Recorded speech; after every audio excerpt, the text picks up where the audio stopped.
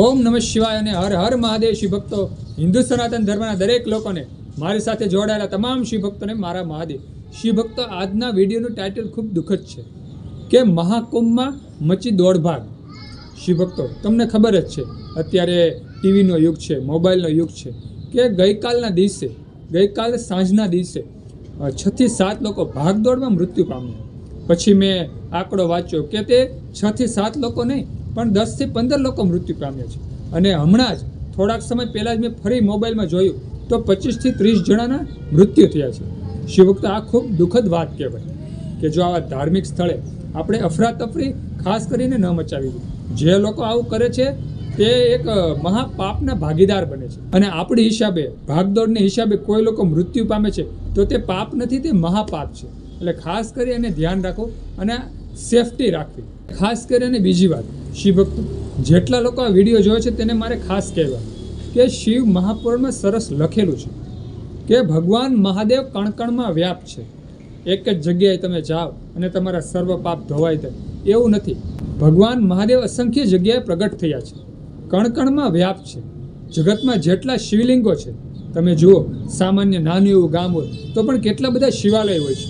આપણા ઘરમાં શિવલિંગ હોય છે, તમે તેની પૂજા કરો તો પણ આપણા પાપોનો નાશ થઈ જાય છે. ભગવાન મહાદેવ આપણો ભાવ જુએ છે, આપણા સારા કર્મો જુએ છે.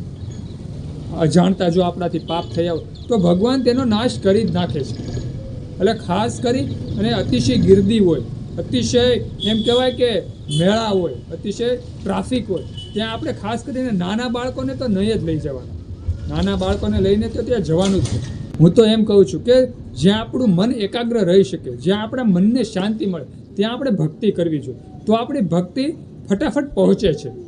એટલે ખાસ કરી અને અતિશય ટ્રાફિક હોય તો તે ટ્રાફિકથી આપણે બચવું જોઈએ. અને જે લોકો મહાકુંભમાં જઈ રહ્યા છે તેને મારે એટલું જ કહેવાનું કે ખાસ કરીને સારું આયોજન કરીને જાજો, સારી ગોઠવણી કરીને જાજો, સારી હોટલ બુકિંગ કરી. જો આપણી પાસે પૈસા પૂરતા હોય તો જ મહાકુંભમાં જવું. કારણ કે અત્યારે અતિશય ટ્રાફિકના હિસાબે, અતિશય માણસોની ભીડની હિસાબે એમ કહેવાય છે કે ત્યાં ડબલ ભાવ થઈ ગયા છે. બધી વસ્તુના ડબલ ભાવ થઈ ગયા છે, રહેવાના, ખાવાના, પીવાના, બધાના અતિશય ભાવ થઈ ગયા. હા, ફ્રીમાં પણ તમને જમવાનું મળે છે તેવું નથી, મળે જ, પણ ત્યાં પણ ગીર્દી હોય છે. જ્યાં ફ્રી હોય છે ત્યાં પણ અઢળક સંખ્યા હોય છે, ત્યાં આપણો વારો નથી આવતો. એટલે ખાસ કરીને જેની પાસે સગવડ હોય તેને જ મહાકુંભમાં જવું. અને ખાસ કરીને નાના બાળકોને તો મહાકુંભમાં લઈને જવા જ નહીં. કારણ કે આખા ભારતના નહીં, આખા વિશ્વના લોકો ત્યાં આવે છે. એટલે કેટલું બધું ટ્રાફિક થાય છે. ભગવાન મહાદેવ કણકણમાં વ્યાપ છે, કેટલી જગ્યાએ ભગવાન મહાદેવ પ્રગટ થયા છે. તો આપણે એવું ન સમજવાનું કે ભગવાન અહીંયા જ છે. આપણા જો સાચો હૃદયનો ભાવ હોય તો ભગવાનને પણ આપણી પાસે આવવું પડે છે. આપણા સારા કર્મ હોય તો ભગવાનને પણ આપણી પાસે આવવું પડે છે. તો ખાસ કરીને મગજમાં લેવું કે અતિશય ટ્રાફિક, અતિશય દોડભાગ થતી હોય તેનાથી દૂર રહેવું. અને આવી ઘટના બને છે તેનાથી દૂર રહેવું. અને આ જે મહાકુંભમાં જે ઘટના બની છે તેનાથી ખૂબ એમ કહેવાય કે દુઃખની વાત કહેવાય કે આવો સુંદર પાવન દિવસો છે, આવો સુંદર આયોજન છે, છતાં પણ લોકો સમજતા નથી. જટ સ્નાન કરી લેવું છે, જટ એમ કહેવાય કે જટ પાપથી મુક્તિ લઈ લેવી છે. નિરાતે જાઓ, નિરાતે ચાલો.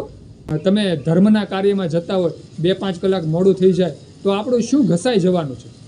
એટલે જ્યારે પણ તમે ધર્મના કાર્યો કરવા જાઓ, જ્યારે પણ ધાર્મિક સ્થળોએ જાઓ, સમય કાઢીને જવું, નિરાત રાખવી, જેથી કરી અને આ દોડભાગ ન થાય અને ખાસ કરી અને આવી ઘટનાઓ, આવી દુર્ઘટનાઓ ન બને.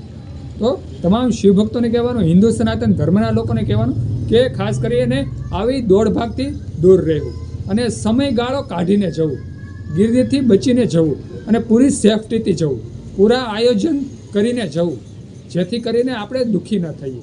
ઘણા લોકો આવેશમાં આવીને જાય છે પણ ત્યાં દુઃખી થતા હોય છે, કારણ કે પૂરું આયોજન કરી શકતા નથી, એટલા માટે પોતે દુઃખી થાય છે. એટલે ખાસ કરી તમામ હિન્દુ સનાતન ધર્મના લોકોને કે આજે મેં ઘટનાની વાત સાંભળી કે 20 થી 25 લોકો મૃત્યુ પામે છે મહાકુંભ, તો મને પણ ખૂબ દુઃખ થયું. એટલે ખાસ કરીને આવું ન થવું જોઈએ. તેમાં પણ હિન્દુ સનાતન ધર્મના જેટલા તહેવારો છે, જેટલા પણ ધાર્મિક સ્થળો, ત્યાં આવી ઘટના બને તે એમ કહેવાય કે હિન્દુ ધર્મના દરેક લોકોને નીચું જોવા જેવું છે. એટલે ખાસ કરીને આવી ઘટના ન બનવી જોઈએ તેવી સર્વ લોકોએ આશા રાખવી જોઈએ. તો આ એક વિડીયો હતો જે દુઃખદ હતો. તો આજે બસ હું મારા વિડીયોને વિરામ આપું છું અને બધા શિવભક્તોને મારા હર હર મહાદેવાર અને ઓમ નમઃ શિવાય કહી અને વિડીયો પૂર્ણ કરું છું. હર હર મહાદેવાર અને ઓમ નમઃ શિવાય.